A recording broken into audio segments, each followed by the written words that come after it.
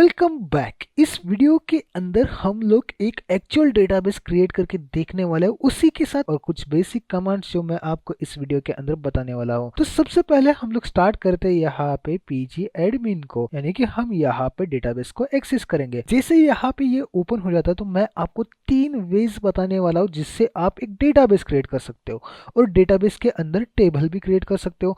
तो आपको याद रखना है कि हम लोग जो भी काम करने वाले हैं वो पीजी एडमिन के थ्रू करने वाले हैं। पीजी एडमिन के अंदर 2 वेज है, 2 तरीके हैं, 2 तरीके से आप डेटाबेस क्रिएट कर सकते हो, डेटाबेस आप हैंडल कर सकते हो।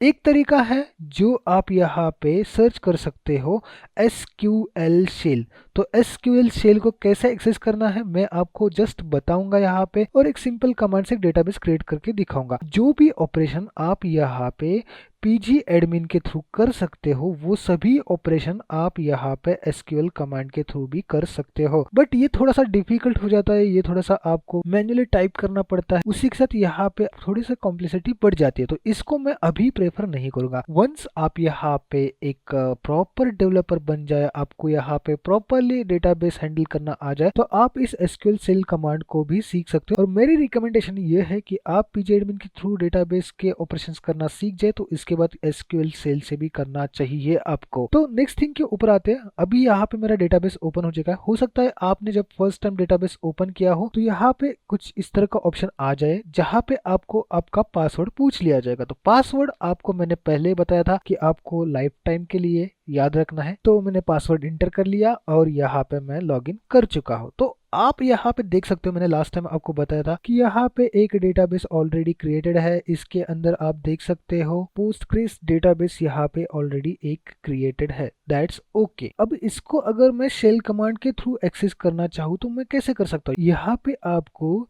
शेल के ऊपर आना है, देन आपको यहाँ पे एंटर प्रेस कर लेना है, कुछ भी यहाँ पे टाइप नहीं करना है, देन अगेन आपको एंटर प्रेस करना है और अगेन आपको एंटर प्रेस कर लेना है। उसके बाद में यूजर नेम यहाँ पे पोस्टग्रेस लिखा है, दैट्स ओके, फिर से एंटर प्रेस कर लेना है। आपका यूजर नेम पोस्टग्रेस है। अब यहाँ पे पासवर्ड पूछ लिया जाएगा और यहाँ पे आपको पासवर्ड पूछ लिया जाएगा। इस टाइम पे आप अगर कुछ टाइप करते हो, जैसे मैं यहाँ पे एडमिन टाइप कर रहा हूँ तो यहाँ पे कुछ दिखेगा नहीं, यहाँ पे कोई स्टार मार्क नहीं आएंगे या पासवर्ड भी नहीं दिखेगा। आपको लग सकता है कि यहाँ पे मेरा कीबोर्ड काम नहीं कर रहा है या मैं टाइप नहीं कर पा रहा हूँ किसी वजह से, लेकिन ऐसा नहीं है। आपको आपका पासवर्ड इंटर कर लेना है, एज इट इज कैपिटल हो स्मॉल हो उसी तरीके से, वो दिखेगा नहीं, दैट्स ओके, और फिर इंटर कर लेना है। इंटर करते ही आपको यहाँ पे मैसेज आ जाएगा। तो मुझे यहाँ पे देखिए पासवर्ड ऑथेंटिकेशन फेल्ड का मैसेज आया। मैं अगेन इस प्रोसेस को फॉलो करता हूँ क्योंकि हो सकता है कि मेरा पासवर्ड गलत हो जाएगा, और पासवर्ड गलत होने पे SQL shell command completely close हो जाएगा।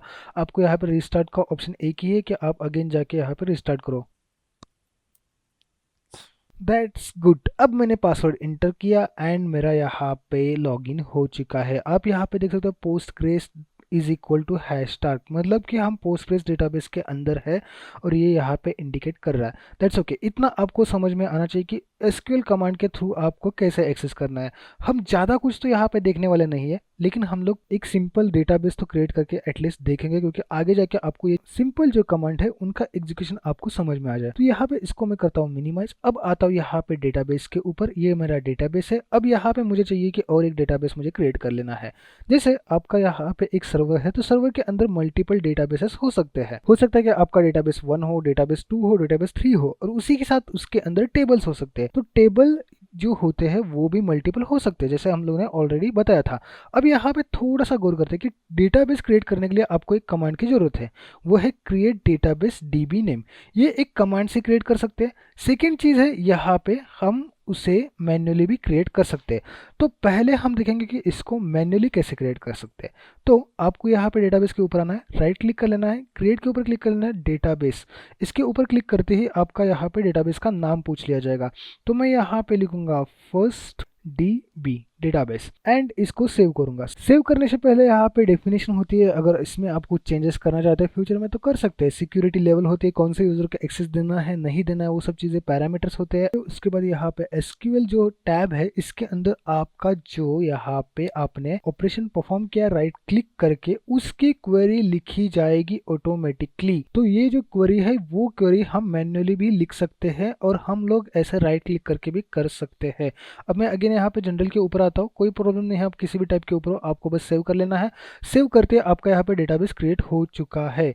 अब ये डेटाबेस क्रिएट हो चुका है। हो सकता है कि इसके ऊपर आपको क्रॉस साइन दिखाई दे, आपको लगता हो कोई एरर हो, एरर नहीं है। जैसे आप इसके ऊपर क्लिक करेंगे तो वो क्रॉस साइन चला जाएगा। तो ये डेटाबेस यहाँ पे एक तरीके से क्रिएट हो चुका है। आप यहाँ पे देख सकते हो कि एक डेटाबेस यहाँ पे क्रिएट हो चुका है। ठीक है, तो ये एक तरीका था जिससे हम लोगों ने डेटाबेस क्रिएट कर लिया। अब हम यहाँ पे सेकेंड वे देखते हैं, सेकेंड तरीका देखते हैं जिससे हम लोग डेटाबेस क्रिएट कर सकते हैं। तो यहाँ पे देखिए, आप यहाँ पे हो तो ये आइकन यहाँ से हाईलाइट हो जाएगा। अब यहाँ पे हो, डेटाबेस के अंदर हो, तो ये क्वेरी टूल जो है वो हाईलाइट हो जाएगा। तो आपको क्या करना है, किसी भी एक डेटाबेस के ऊपर क्लिक कर लेना है सिंपल। बाद में उसका क्वेरी टूल को ओपन कर लेना है। क्वेरी टूल को ओपन करते यहाँ पे क्वेरी लिखने का एक विंडो आ जाएगा, उसी के साथ यहाँ पे डेटा आउटपुट का एक विंडो आ जाएगा। यहाँ पे आप क्वेरी लिखोगे और यहाँ पे आपका आउटपुट आ जाएगा कि आपका यहाँ पे जो ऑपरेशन आपने परफॉर्म किया वो सक्सेसफुल हुआ है, नहीं हुआ है, उसी के साथ उसका टाइम कितना लगा, ये सब चीजें यहाँ पे आ जाएगी। अब मैं यहाँ पे क्या करता हूँ कि हमें क्या करना है कि एक यहाँ पे डेटाबेस क्रिएट कर लेना है। और डेटाबेस क्रिएट करने के लिए मैंने आपको एक कमांड दी है, और वो कमांड ये है कि क्रिएट डेटाबेस और उसके बाद डीबी नेम, मतलब जो डेटाबेस का नाम आप देना चाहते हो वो। अब हम यहाँ पे pgadmin के अंदर जाएंगे एंड इसको टाइप करेंगे सेकेंड डेटाबेस। तो मैंने उस कमांड को यहाँ पे टाइप किया है, क्रिएट डेटाबेस सेकेंड डेटाबेस। अब इसको मैं यहाँ पे करूँगा एंटर। तो एंटर करते यहाँ पे कुछ नहीं हुआ। उसका रीज़न एक है कि यहाँ पे हम लोगों ने कोलन नहीं लगाया था। मैं अगेन कोलन लगा के एंटर कर देता हूँ। तो यहाँ पे मैंने ये कमांड कंप्लीट लिख ली है, create database second database. Okay, तो सेकेंड डेटाबेस क्या है, हमारे डेटाबेस का नाम। अब इसको करना पड़ेगा रन, और रन करने के लिए यहाँ पे एग्जीक्यूट स्क्रिप्ट का यहाँ पे बटन मिल जाएगा, इसको आपको क्लिक कर लेना है। यहाँ पे आपको एरर दे रहा है, तो यहाँ पे मुझे एरर आ चुका है, और इस एरर को रिजॉल्व करने के लिए मैं आपको बोलूँगा यहाँ पे आइए, यहाँ पे आप इसको लगा दीजिए क्लोजिंग स्टेटमेंट, यानी कि कॉलम्स लगा दीजिए, और फिर यहाँ पे इसको रन कर दीजिए। जैसे रन करोगे तो यहाँ पे आपका डेटाबेस क्रिएट हो जाएगा। यहाँ पे ऑलरेडी मेरा डेटाबेस यहाँ पे क्रिएटेड है, इसलिए नहीं हो रहा है। अब यहाँ पे ऑलरेडी क्रिएटेड है, दैट्स ओके। और वो सेम डेटाबेस क्रिएट नहीं हो सकता, वो भी ठीक है, बट यहाँ पे तो मुझे नहीं दिख रहा। इसके लिए आपको क्या करना पड़ेगा, रिफ्रेश। यहाँ पे राइट क्लिक कीजिए और रिफ्रेश के ऊपर क्लिक कर दीजिए। रिफ्रेश के ऊपर क्लिक करते यहाँ पे सेकेंड डेटाबेस आ चुका है, और यहाँ पे आपको दिख रहा होगा साइन। आपको अगर लग रहा है कि कोई प्रॉब्लम है, तो प्रॉब्लम नहीं है। आप इसके ऊपर क्लिक करोगे तो आपका डेटाबेस कनेक्ट हो जाएगा और आपको इसके कंपोनेंट दिख जाएंगे। तो ये हो गए हमारे दो तरीके जहां से हम लोग डेटाबेस क्रिएट करेंगे। और मैं प्रेफर करूंगा इस कोर्स के अंदर कि हम लोग क्वेरी से मैक्सिमम चीजें करें, क्योंकि क्वेरीज हमें इंटरव्यू में पूछी जाती है। क्वेरीज के थ्रू ही हम लोग डेटाबेस हैंडल करते हैं मोस्ट ऑफ द टाइम। तो बेस्ट वे यही है कि आप यहाँ पे क्वेरी लिखें।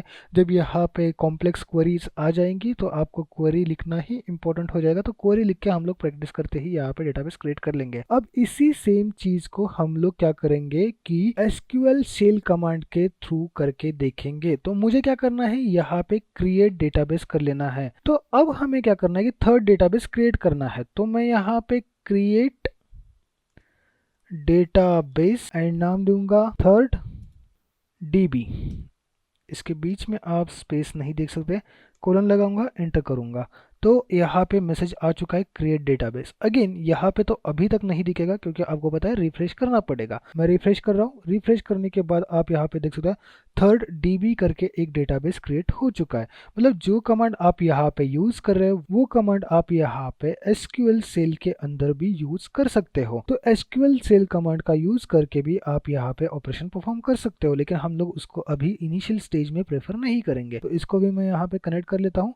तो मेरा यहाँ पे डेटाबेस क्रिएटेड है, तीनों डेटाबेस यहाँ पे क्रिएट हो चुके हैं। मुझे ओनली फर्स्ट डेटाबेस रखना है, तो मैं इन दोनों को डिलीट करूंगा। डिलीट करने के लिए राइट क्लिक करना है, डिलीट के ऊपर क्लिक करेंगे, एस करेंगे, देन अगेन यहाँ पे डिलीट के ऊपर क्लिक करेंगे एंड एस कर देंगे। अगर रिमूव नहीं हुआ है तो आपको अगेन इसको रिफ्रेश करना पड़ेगा। रिफ्रेश करते वो चीज यहाँ पे रिमूव हो जाएगी। तो ये एक्चुअली रिमूव नहीं हुआ है डिलीट, तो मैं इसको डिलीट कर देता हूँ एंड यहाँ पे रिफ्रेश कर लेता हूँ। तो यहाँ पे आप देख सकते हो अब मेरा एक डेटाबेस है। तो ये डेटाबेस कैसे क्रिएट करते हैं ये आपको इस वीडियो में प्रॉपर्ली समझ में आ चुका होगा। उसी के साथ चीजें कौन सी ध्यान में रखनी है वो भी यहाँ पे आपको समझ में आ चुका होगा।